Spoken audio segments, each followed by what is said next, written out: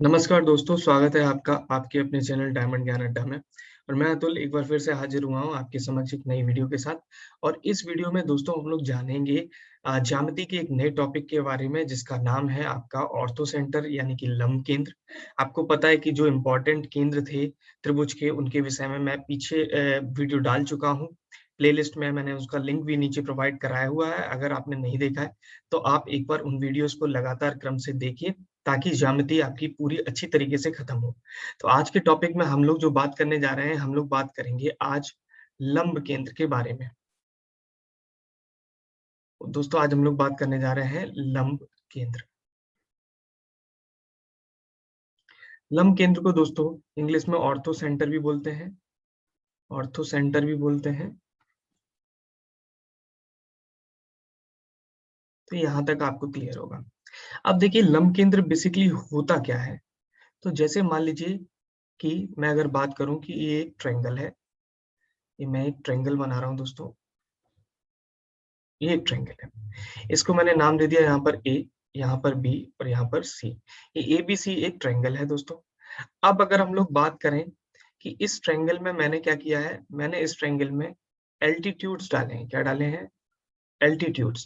दोस्तों एल्टीट्यूड्स क्या होते हैं? यानी कि लंब होते हैं। मैंने इस पर क्या डाले हैं? लंब डाले हैं। तो तीन भुजाएं हैं, तीनों पर अगर लंब डालेंगे तो तीन लंब हम लोगों ने डाल दिए।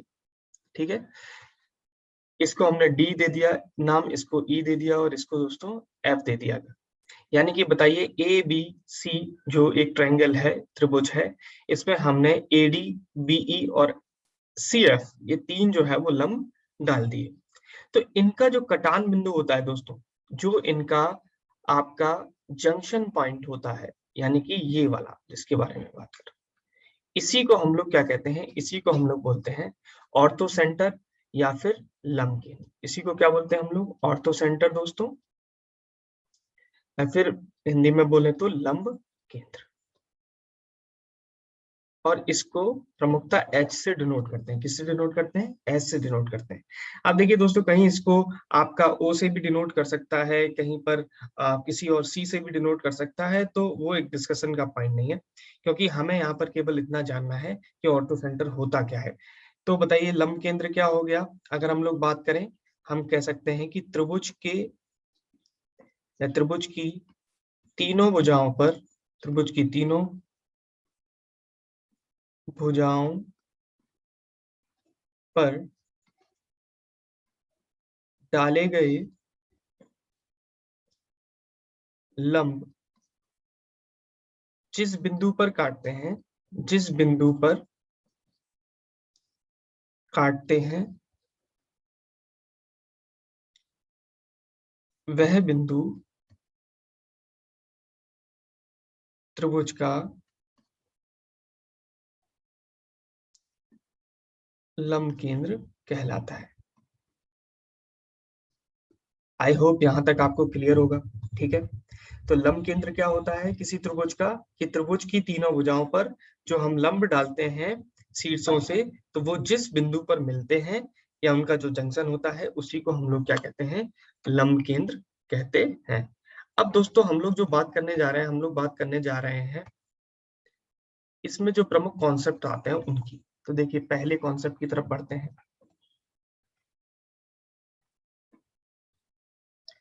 पहले कॉन्सेप्ट की तरफ अगर हम लोग बढ़े तो हम लोग इसको ये देखते हैं, जैसे मान लीजिए ये एक ट्रायंगल है, सॉरी ये एक ट्रायंगल है।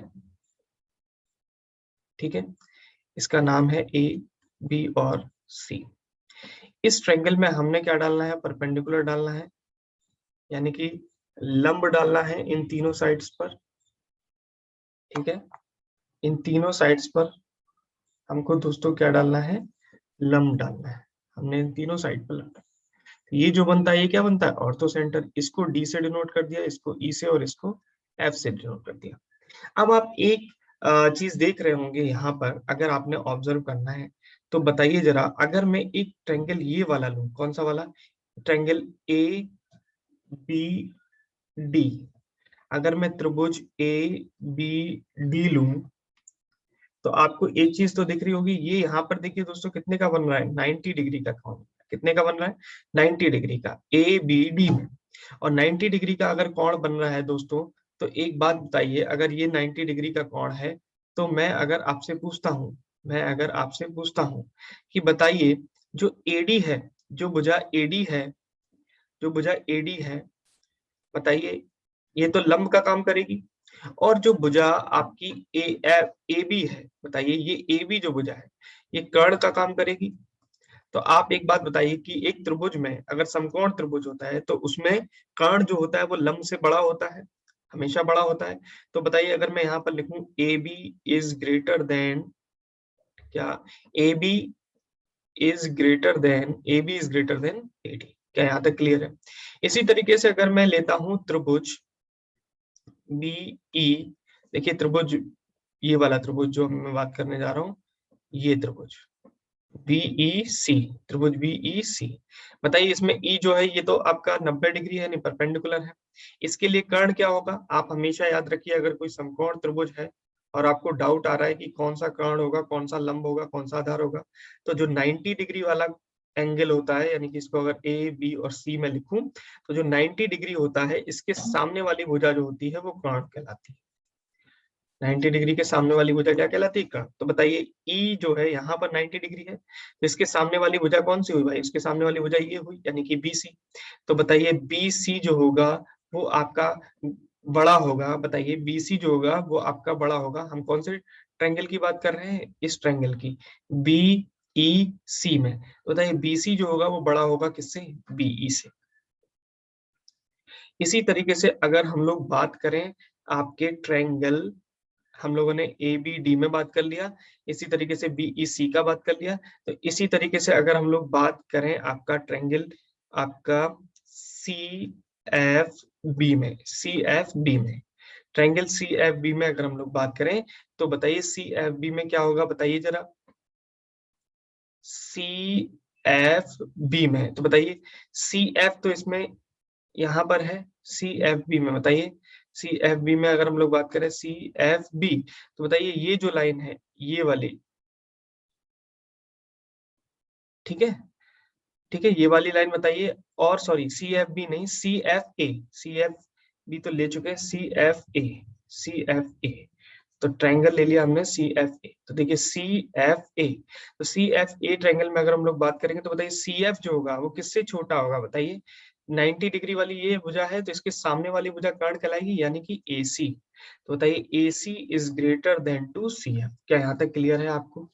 अब हम लोग अगर इसी को आगे बढ़ाएं, तो बताइए ये इक्वेशन अगर इसको मैं 1 दे देता हूँ, इसको इक्वेशन में 2 दे देता हूँ, और इसको इक्वेशन में दोस्तों 3 दे देता हूँ, तो बताइए अगर इक्वेशन 1, इक्वेशन 2 और 3 को हम आपस में जोड़ें, तो बताइए क्या रिजल्ट बनता है आपका? A B plus B C plus A C is greater than two A D दोस्तों प्लस बीई और प्लस सी एफ, यानी कि आपका ये रिजल्ट आपके सामने है।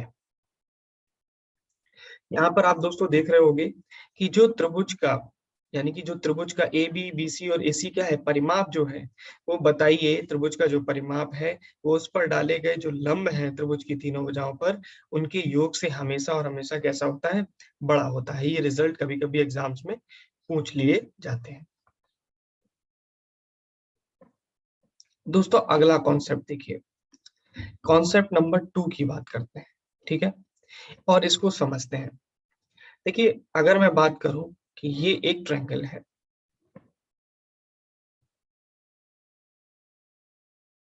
इसको नाम दे रहे हैं ए बी और सी, ठीक है, ये एक ट्रायंगल है ए बी सी, और इस ट्रायंगल में अगर हम लोग एल्टीट्यूड डालते हैं,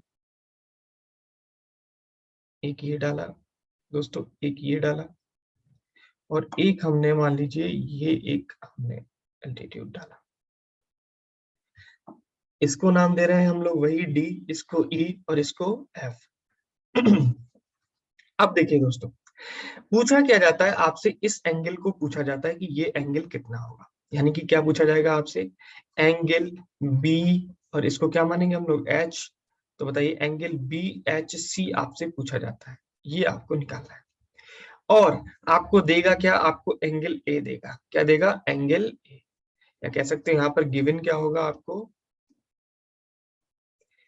एंगल ए, ये आपको गिवन है और आपको एंगल बी एच सी निकालना है। ठीक है, तो दोस्तों अब इसको थोड़ा सा देखिए ऑब्जर्व करके, मैं आपको कराने की पूरी कोशिश कर रहा हूं, समझना आप लोग यहाँ पर।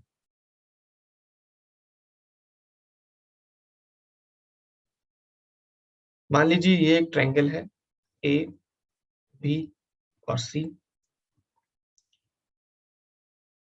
इस पर हमने दो एल्टीट्यूड इस तरीके से डाल दिए, एक यहाँ पर और एक दोस्तों यहाँ पर। ये वाला एंगल हमको दिया गया है, ये वाला एंगल जो है वो हमसे पूछा है। ठीक है, अब जरा इसको समझिए दोस्तों। एक बात बताइए आप, अगर मैं इसको यहाँ पर लेता हूँ, यहाँ पर देखिए मैंने एक एक को नहीं दिखाया, तो ये बी ई हो गया और ये एफ हो गया। क्लियर। अब एक बात बताइए, ए एफ और ये तो आपका एच है, ए एफ एच ई, बताइए ये चतुर्भुज बन रहा है, ए एफ एच और ई। और ए ऑफ एफ एच और ई में अगर हम लोग बात करें तो बताइए ये वाला एंगल 90, ये वाला एंगल भी दोस्तों 90, ये भी 90 और ये 90 तो हो ही गए। और बताइए सामने वाला और ये वाला एंगल जो होगा, सामने वाला और ये वाला एंगल जो होगा, ये दोनों बताइए कितने के होंगे। तो हम कहेंगे कि चतुर्भुज जो होता है इसमें सभी कोणों का योग कितना होता है, 360। तो एक 90 डिग्री हो चुका है, एक दूसरा और 90 डिग्री हो चुका है। प्लस बताइए आप क्या लिखोगे, एंगल ए लिखोगे, और साथ ही साथ प्लस आप क्या लिखोगे, एंगल एफ एच ई, और ये सब कुल मिला के कितना होगा, 360 डिग्री। अब बताइए एंगल अगर हम लोग कहें यहाँ पर एफ एच ई निकालने के लिए, बताइए एफ एच ई निकालने के लिए, तो वो क्या होगा, 360 डिग्री माइनस 90 और 90 180 हो गया, 180 डिग्री और माइनस का एंगल ए। तो बताइए दोस्तों यहाँ पर क्या निकला, ये निकला 180 डिग्री माइनस एंगल ए। कौन सा एंगल निकला, एंगल एफ एच ई, ये वाला है। दोस्तों यहाँ तक आपको दिख रहा है कि नहीं दिख रहा है, मुझे लग रहा है, आई होप यहाँ तक आपको क्लियर होगा। अब इसी केस को हम लोग थोड़ा सा इधर समझते हैं,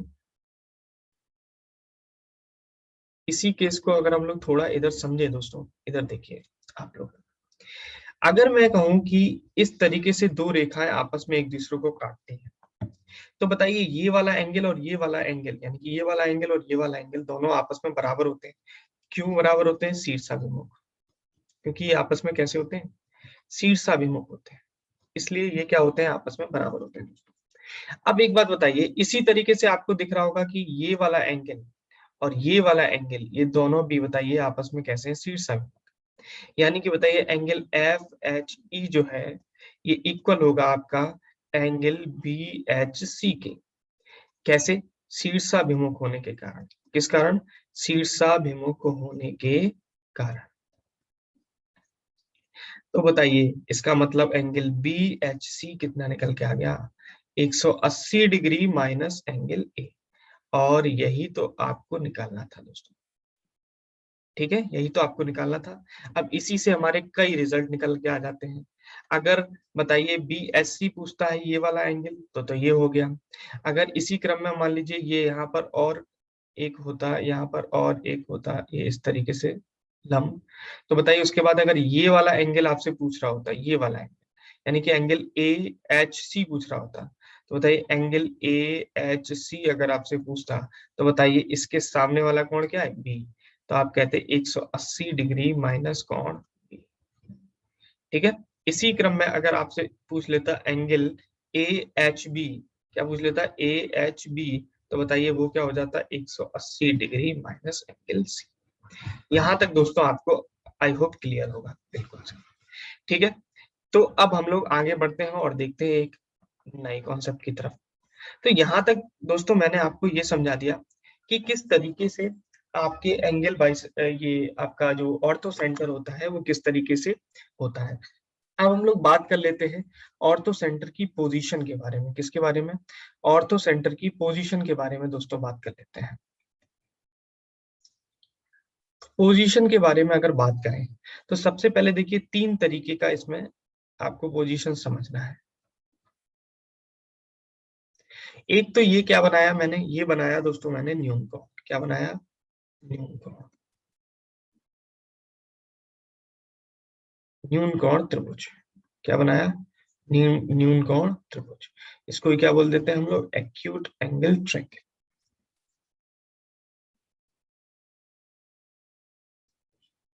यहां तक आपको क्लियर होगा दोस्तों, ये आपका एक्यूट एंगल ट्रायंगल है। अगर हम लोग बात करें कि जो ऑर्थो सेंटर होता है उसकी पोजीशन न्यून कोण त्रिभुज में कहाँ होती है, तो वो होती है दोस्तों अंदर। आप देखते हैं इसको इसको इसको इसको आप मिलाएंगे, साथ ही साथ इसको इसको आप मिलाएंगे, और अगर आपसे बात करें इसको इसको अगर आप मिलाएंगे, तो बताइए आपका यही जो होगा, ये अगर लंब है एक दूसरे के ऊपर, तो बताइए यही आपका क्या होगा, ऑर्थो सेंटर। तो यानी आपसे कभी भी क्वेश्चन पूछा जाए कि न्यून कोण त्रिभुज में जो ऑर्थो सेंटर होता है वो कहाँ होता है, तो आप कहेंगे कि वो होता है इनसाइड द ट्रायंगल। तो हम कह सकते हैं यहाँ पर कहाँ होता है, इनसाइड द ट्रायंगल, यानी कि जो त्रिभुज होता है उसके अंदर। अब दोस्तों बात करते हैं समकोण त्रिभुज की। दोस्तों बात करते हैं समकोण त्रिभुज की। ये सोचिए कि मैंने ए बी सी एक समकोण त्रिभुज बनाया दोस्तों, और अब मैं आपसे पूछना चाहता हूं कि इस समकोण त्रिभुज में आपका लंब केंद्र कहां पर होगा, यानी कि ऑर्थो सेंटर कहां पर होगा, ये आपको बताना है। तो दोस्तों एक बात बताना, मैं कहता हूं कि ये वाली जो रेखा है ना, बीसी, जो ये वाली रेखा है, ये वाली, इसके ऊपर लंब डाला गया, बताइए ये वाला ए बी, यानी कह सकते हैं कि A B is perpendicular on B C, यानी कि ए बी के ऊपर, बीसी के ऊपर बताइए कौन सा है, ए बी। अच्छा, ए बी के ऊपर कौन सा है, बीसी, तो BC is perpendicular on AB। बताइए ये BC जो है, ये बताइए इसके ऊपर परपेंडिकुलर है यहाँ पर, और बताइए AC का परपेंडिकुलर कहाँ से जाएगा भैया, यहाँ से, ये AC पर डाल दिया परपेंडिकुलर। तो बताइए इन तीनों का कटान बिंदु कहाँ पर मिला दोस्तों, यहाँ पर मिला। तो आप बताइए कि अगर हम लोग कहें कि समकोण त्रिभुज जो है, यानी कि ये कैसा है, ये हमारा समकोण त्रिभुज है, ये हमारा कैसा त्रिभुज है, समकोण त्रिभुज। और हम पूछे अगर कि समकोण त्रिभुज अगर कोई त्रिभुज है, तो उसका ऑर्थो सेंटर कहाँ पर होता है, तो आप कहेंगे कि उसका ऑर्थो सेंटर ये जो दो रेखाएं, यानी कि इसके लंब और जो इसका आधार है, उनको मिलाने वाली जो रेखाएं हैं, उनके जंक्शन पर उपस्थित होता है। क्या यहाँ तक क्लियर है? अब बात कर लेते हैं अधिक कोण त्रिभुज की। अब बात कर लेते हैं दोस्तों अधिक कोण त्रिभुज की। ठीक है,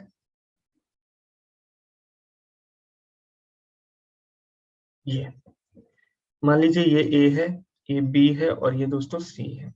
ये एक अधिक कोण त्रिभुज है। अधिक कोण त्रिभुज है, इसका मतलब क्या होता है, अधिक कोण त्रिभुज का मतलब होता है कि कोई एक एंगल जो होगा वो आपका 90 डिग्री से बड़ा होगा। ठीक है, 90 डिग्री से बड़ा होगा, तो उसको क्या बोलते हैं, अधिक कोण त्रिभुज। अब बताइए, अगर मैं कहूँ इस लाइन पर आपको परपेंडिकुलर डालना है, यानी ए बी पर आपको परपेंडिकुलर डालना है, तो बताइए ए बी पर परपेंडिकुलर आप डालेंगे तो कैसे डालेंगे, बताइए। आप कहेंगे कि ए बी पर अगर आपको परपेंडिकुलर डालना है, तो इस ए बी को आप आगे बढ़ा दीजिए थोड़ा सा। ठीक है, डालिए परपेंडिकुलर यहाँ पर, ये डाला कुछ आपने, यहाँ पर कट गया। ठीक है, इसी तरीके से बताइए अगर मैं कहूँ सी ए पर परपेंडिकुलर डालिए, तो सी ए को आप थोड़ा सा आगे बढ़ाइए। ठीक है, थोड़ा सा आगे बढ़ाइए, और उसके बाद बताइए यहाँ से आप इस पर परपेंडिकुलर डालिए, कुछ ये कट गया। इसी के साथ साथ आप बताइए, आप अगर मैं कहूंगी सी बी पर परपेंडिकुलर डालिए, तो आप कहेंगे कि सी बी पर परपेंडिकुलर हमने ये डाला, और ये तीनों ही परपेंडिकुलर आपस में एक बिंदु पर मिले।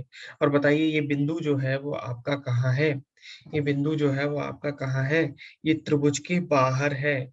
तो बताइए अधिक कोण त्रिभुज में अगर हम लोग बात करें कि अधिक कोण त्रिभुज जो होता है, अधिक कोण ट्रायंगल, इसमें ऑर्थो सेंटर कहाँ होता है, तो हम कह सकते हैं outside of the triangle, outside of the triangle. दोस्तों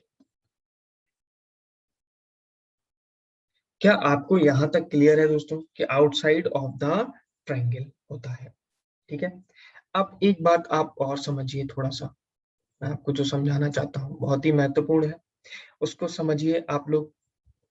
जब भी हम लोग ट्रायंगल को देखते हैं और ऑर्थो सेंटर की पोजीशन को देखते हैं, तो आप हमेशा याद रखना कि ऑर्थो सेंटर जो होता है, जैसे मान लीजिए ये तो हमारा क्या है, सम न्यून कोण त्रिभुज है, तो इसका बताइए ऑर्थो सेंटर कहाँ पर होगा। हम भाई इसको यहाँ से डालेंगे, इस पर यहाँ से हम लोग लंब डालेंगे, ये सब लंब डालेंगे, और बताइए इसको अगर हम लोग बात करें तो हम यहाँ पर लंब डालेंगे, और इनका जो मिड पॉइंट होगा, कटान बिंदु होगा, वही हमारा क्या कहलाएगा दोस्तों, वो कहलाएगा हमारा ऑर्थो सेंटर। अब इसी क्रम में अगर हम लोग आगे बढ़े, और बताइए दोस्तों, अगर मैंने इसी को ही एक समकोण त्रिभुज लिया होता, तो बताइए जब मैं इसको समकोण त्रिभुज ले रहा होता, तो दोस्तों एक बात बताना आप लोग, यही मेरा समकोण त्रिभुज अगर होता ये, तो मेरा यही जो है, यानी कि H जो अभी यहाँ पर H1 लिख रहा हूं मैं, यही H जो है मेरा, या इसको H ही रहने दो, वो खिसक कर कहाँ आ जाता, देखिए यहाँ पर आ जाता, ये यही खिसक कर देखिए कहाँ जाता है, यहाँ पर आ जाता। अब इसी क्रम में अगर मैं दोस्तों आगे बढ़ता और एक ये मैं अधिक कोण त्रिभुज लेता, ठीक है दोस्तों, ये समझिए, और अगर ये हमारा सेकंड नंबर पे मैंने लिया है, ये समकोण त्रिभुज है, ठीक है दोस्तों, ये ठीक है, ये न्यून कोण त्रिभुज मैंने फर्स्ट नंबर पे लिया है, ठीक है, और थर्ड नंबर पे अगर मैं ले रहा हूँ अधिक कोण त्रिभुज, तो दोस्तों पता है यही जो होगा आपका और पीछे खिसकेगा, और कहाँ पर आ जाएगा, ये ट्रायंगल के बाहर। तो आप देख रहे होंगे कि हमारा जो ऑर्थो सेंटर है वो एक ही लाइन पर है, एक ही लाइन पर है, और साथ ही साथ जैसे जैसे एंगल बढ़ता जाएगा, वैसे वैसे हमारा ऑर्थो सेंटर भी नीचे खिसकता जाएगा। यानी कि देख रहे हैं आप, यहाँ पर था, उसके बाद बताइए यहाँ पर था पहले, अगर हम लोग बात करें, देखिए दोस्तों यहाँ पर था कि नहीं था, उसके बाद यहाँ पहुंचा, जैसे ही एंगल बढ़ा 90 डिग्री हुआ एंगल, तो बताइए यहाँ पहुंच गया, उसके बाद और एंगल जब बढ़ा बताइए दोस्तों यहाँ तक, तो फिर ये कहाँ पर पहुंच गया, यहाँ पर पहुंच गया। तो यहाँ तक आप लोग इस चीज को समझ गए होंगे दोस्तों कि किस तरीके से मैंने ये लिखा है, यहाँ तक क्लियर है। अब दोस्तों आगे बढ़ते हैं और एक और कॉन्सेप्ट की तरफ बढ़ते हैं, उसको समझते हैं। वो कॉन्सेप्ट क्या है, वो कॉन्सेप्ट है ऑर्थो सेंट्रिक सिस्टम, ऑर्थोसेंट्रिक सिस्टम। दोस्तों इसको समझिए आप। दोस्तों ऑर्थोसेंट्रिक सिस्टम जो है उसको समझने का प्रयास आप लोग करिए। और इसमें क्या है कि मैं आपको बता दूं कि जैसे कि अगर हम लोग बात करें दोस्तों, अगर हम लोग बात करें कि ये हमारा एक ट्रायंगल है,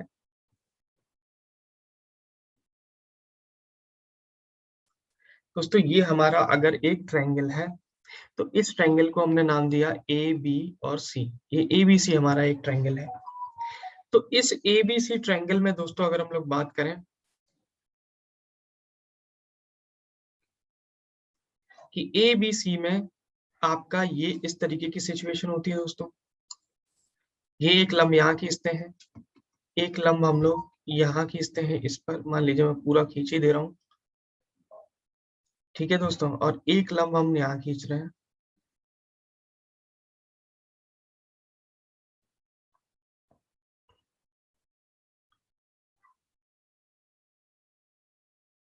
एक एक लंब हमने यहाँ खींचा, तो ये जो कटान बिंदु बना यही हमारा क्या होता है, आपका ऑर्थो सेंटर होता है।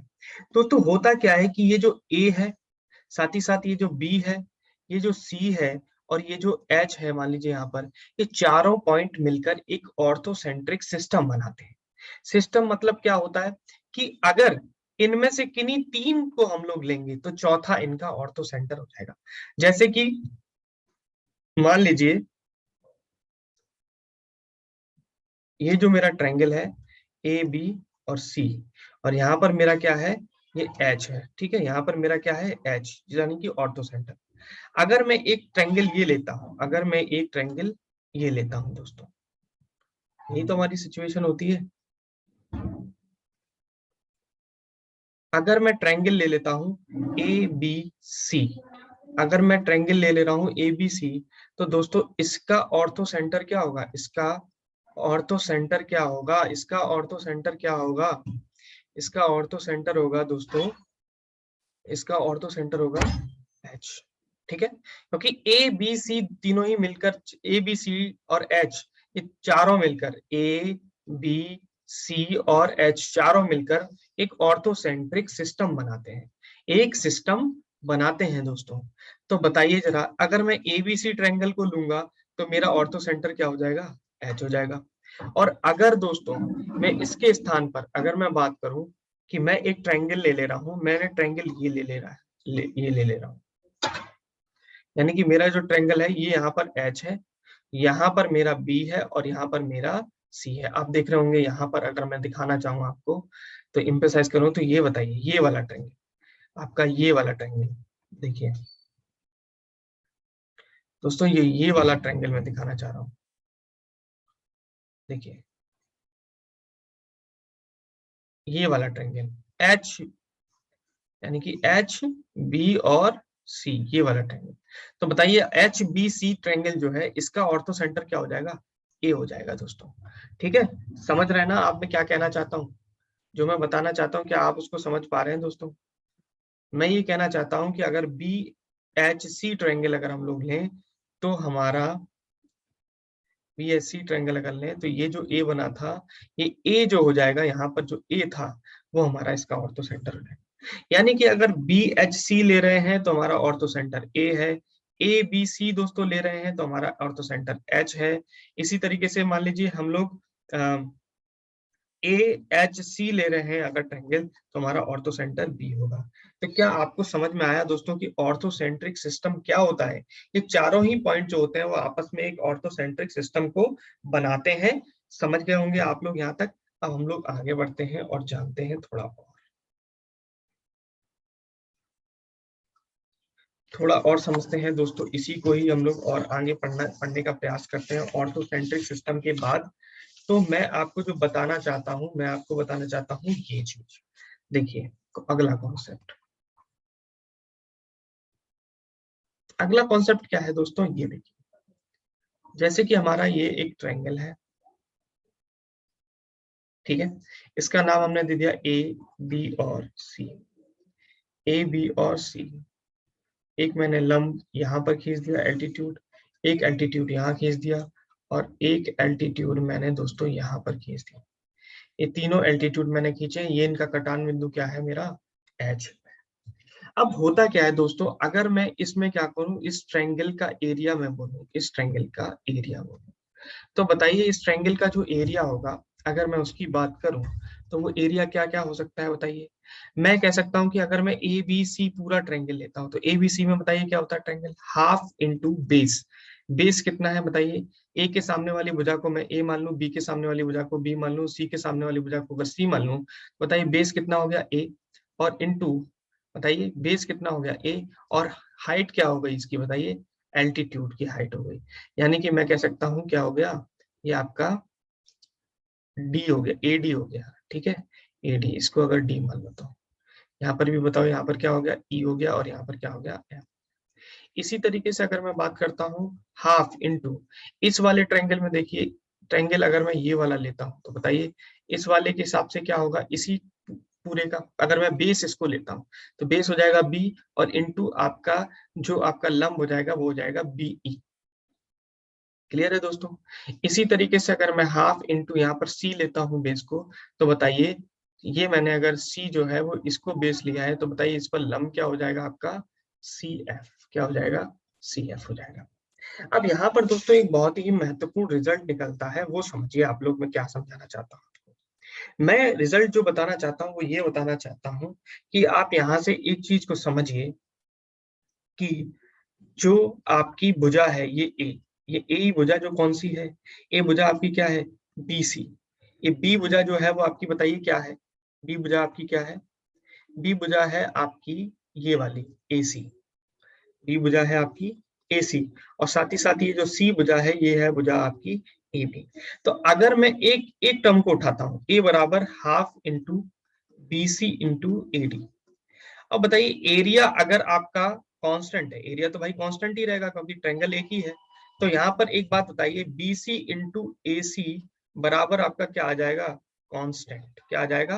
कांस्टेंट आ जाएगा, बी सी इंटू ए सी बराबर।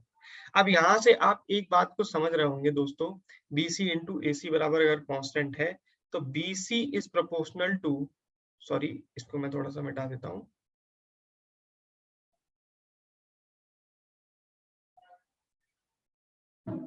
देखिए दोस्तों, मैं ये बताना चाहता हूँ आपको, BC जो है that is proportional to 1/AC।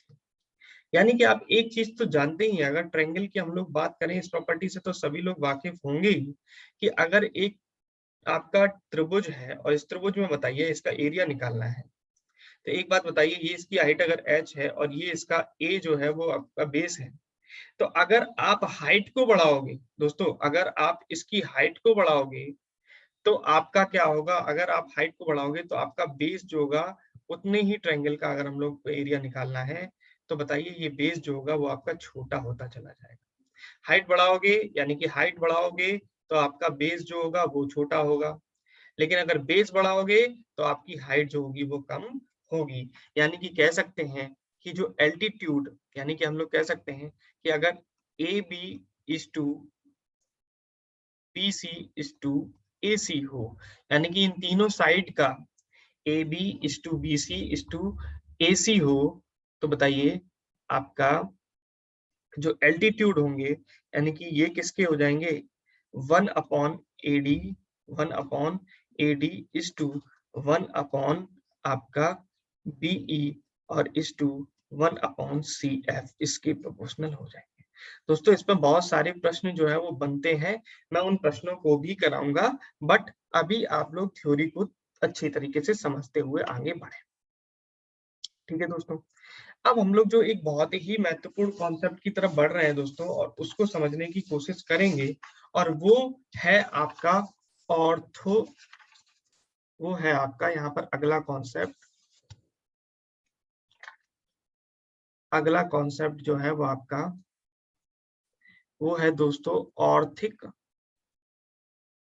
Triangle. क्या है, ऑर्थिक ट्रायंगल। अब दोस्तों ऑर्थिक ट्रायंगल क्या होता है इसको समझिए आप लोग पहले। ऑर्थिक ट्रायंगल होता है, जैसे मान लीजिए आपके समक्ष एक ये ट्रायंगल दिया गया है, ये ए है, ये बी है और ये सी है, ठीक है। और इसमें क्या दिया गया है, आपको एल्टीट्यूड्स दिए गए हैं भाई, ये दिए गए हैं, एक ये, एक आपने यहाँ पर डाल देना है और एक आपने यहाँ पर डाल देना है। तो ये जो पॉइंट्स होते हैं एल्टीट्यूड के यहाँ पर जो होते हैं, इनको बोलते हैं हम लोग फुट। क्या बोलते हैं हम लोग इनको, फुट बोलते हैं, फुट बोलते हैं, ठीक है। और इनको जब आप आपस में मिलाते हो, इनको जब आप आपस में मिलाते हो तीनों को दोस्तों, तो जब मिलाते हैं तो ये इस तरीके से एक ट्रायंगल फॉर्म होता है। और जो इस तरीके से ये ट्रायंगल फॉर्म होता है, किसको मिलाने पर, जो एल्टीट्यूड्स के आपके फुट होते हैं उनको मिलाने पर जो ये ट्रायंगल बनता है, इसी ट्रायंगल को हम लोग क्या बोलते हैं दोस्तों, इसी को बोलते हैं ऑर्थिक, ऑर्थिक ट्रायंगल। अब इस ऑर्थिक ट्रायंगल की कुछ प्रॉपर्टीज है, उनको समझिए, उनको समझिए, यहाँ से क्वेश्चन आते हैं, कई एग्जाम्स में यहाँ से क्वेश्चन आए भी हुए हैं दोस्तों, तो इसको बहुत अच्छे से आप लोग समझने की कोशिश करना।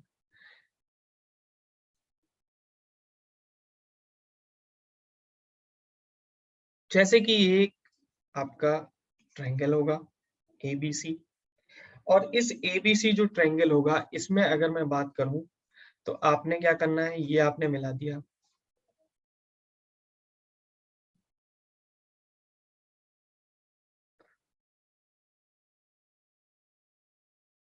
ये आपने दोस्तों मिला दिया, ठीक है। ये थोड़ा सा इधर नीचे नहीं आ पाया, बट आप समझ जाना कि ये नीचे है, ठीक है। ये आपका यहाँ पर परपेंडिकुलर डला हुआ, इसी तरीके से आपका ये परपेंडिकुलर यहाँ डला हुआ है, और इसी तरीके से ये परपेंडिकुलर आपका यहाँ डला हुआ है, ये तीनों यहाँ पर काटते हैं। बताइए जो परपेंडिकुलर होते हैं वो आपस में, जो एबीसी एक पूरा ट्रायंगल है, एबीसी के लिए अगर मैं बात करूं तो ये जो परपेंडिकुलर खींचे गए हैं उनसे बनने वाले उनके वो जो होंगे वो कहां पर मिलेंगे दोस्तों, वो आपके किस पॉइंट पर मिलेंगे, वो आपके इस पॉइंट पर मिलेंगे, यानी कि इस पॉइंट पर। और इस पॉइंट को अगर मैं कहूं कि एबीसी के लिए, एबीसी के लिए, त्रिभुज एबीसी के लिए ये क्या होगा बताइए, ये जो एच पॉइंट है वो किसका काम करेगा, ऑर्थो सेंटर का भाई, क्योंकि ऑर्थो सेंटर का मतलब ही होता है, ऑर्थो सेंटर यानी कि ये क्या नाम है इसका, लंब केंद्र। ठीक है दोस्तों, लंब केंद्र। तो एच जो है वो बड़े वाले के लिए तो किसका कार्य करेगा, लंब केंद्र का कार्य करेगा। लेकिन दोस्तों होता क्या है कि ये जो इसका छोटा वाला ट्रायंगल बना है, मैं मान लीजिए इसको यहाँ बना दे रहा हूँ, अलग से बना दे रहा हूँ ताकि आपको क्लियर हो जाए। ये मैंने अलग से बनाया है, कोशिश करिए बनाने की, इसको समझिए आप लोग। एक बार मैं इसको थोड़ा सही से बना देता हूँ। देखिए दोस्तों,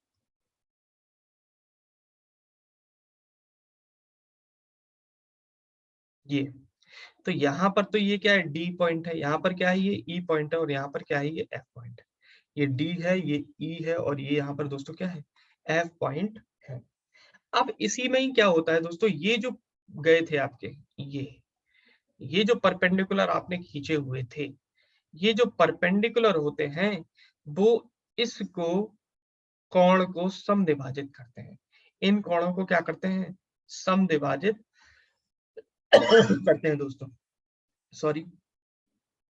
तो बताइए, मैंने आपको स्टार्टिंग में ही पढ़ाया है, जब कोण समद्विभाजक जो होते हैं त्रिभुज में, वे आपस में किस पॉइंट पर मिलते हैं, तो जो जिस पॉइंट पर मिलते हैं उस पॉइंट को हम लोग क्या कहते हैं, इन सेंटर बोलते हैं। क्या बोलते हैं, इन सेंटर। इन सेंटर यानी कि अंतः केंद्र। क्या बोलते हैं दोस्तों, अंतः केंद्र। तो बताइए, छोटे वाले त्रिभुज के लिए अगर हम लोग बात करें, ट्रायंगल डी ई एफ के लिए, तो बताइए डी ई एफ के लिए दोस्तों एक बात बताइए मुझे जरा, यही एच जो है वो किसका काम कर रहा है, इन सेंटर का काम कर रहा है। इन सेंटर यानी कि अंतः केंद्र का काम कर रहा है, अंतः केंद्र का काम कर रहा है। क्या यहाँ तक आपको बिल्कुल क्लियर है दोस्तों? अब मैं इसी चीज को, एक और कॉन्सेप्ट रह गया, उसको और समझ लीजिए। कॉन्सेप्ट अगला, अगला कॉन्सेप्ट क्या कहता है दोस्तों, उसको समझिए। कि अगला कॉन्सेप्ट कहता है कि जो आपका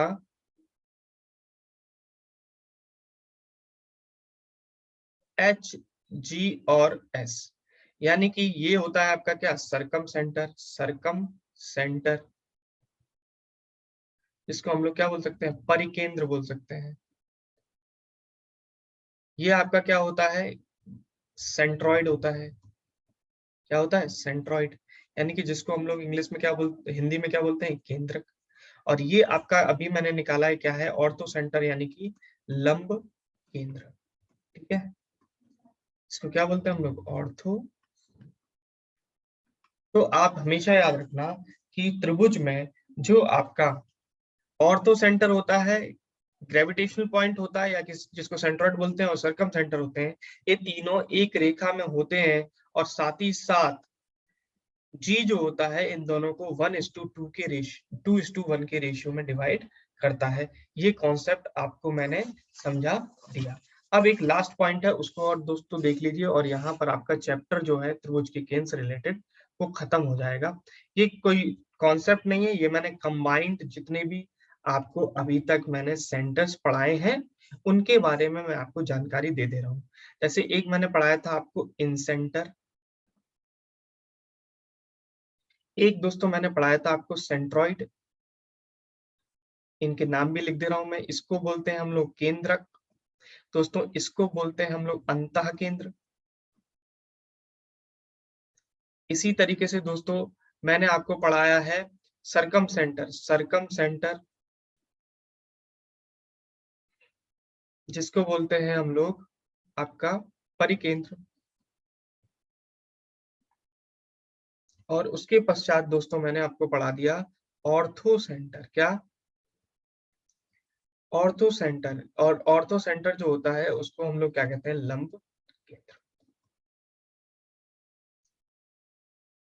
तो दोस्तों इन सेंटर में मैंने आपको बताया था कि जो इन सेंटर होता है, बताइए इन सेंटर में क्या होता है, जो त्रिभुज होता है ए बी सी, मान लीजिए जो भी त्रिभुज होता है, बताइए इन सेंटर किनके कटान बिंदु पर बनता है, लंब समद्विभाजक। किनके, लंब समद्विभाजक।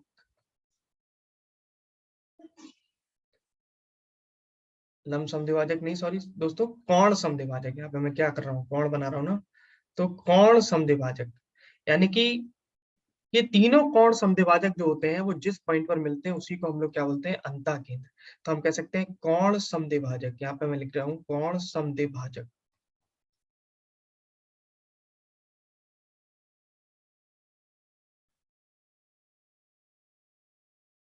कोण समद्विभाजक के उभयनिष्ठ बिंदु इन सेंटर बोलते हैं, और इसको रिप्रेजेंट कर देते हैं हम लोग आई से। अच्छा, सेंट्रॉइड क्या होता है दोस्तों, सेंट्रॉइड कब बनता है, चलिए ये बताइए आप लोग, कोशिश करिए समझने की। सेंट्रॉइड कब होता है, जब हम लोग मीडियंस डालते हैं, क्या डालते हैं? मीडियंस यानी कि माध्यिकाएँ डालते हैं। तो माध्यिकाओं के कटान बिंदु से यानी कि यहाँ पे मैं लिख दे रहा हूँ माध्यिकाओं, तो माध्यिकाओं के कारण बताइए उनके कटान बिंदु से जो बनता है, क्या बनता है? सेंट्रॉइड, जिसको हम लोग जी से डिनोट करते हैं। अच्छा बताइए परिकेंद्र जो होता है वो किससे बनता है? भैया परिकेंद्र बनता है लंब समद्विभाजक से, यानी कि वो समद्विभाजक भी होना चाहिए और लंब भी होना चाहिए, यानी कि इन दोनों ही को बराबर-बराबर उसको काटना चाहिए। लंब भी होना चाहिए और समद्विभाजक भी होना चाहिए।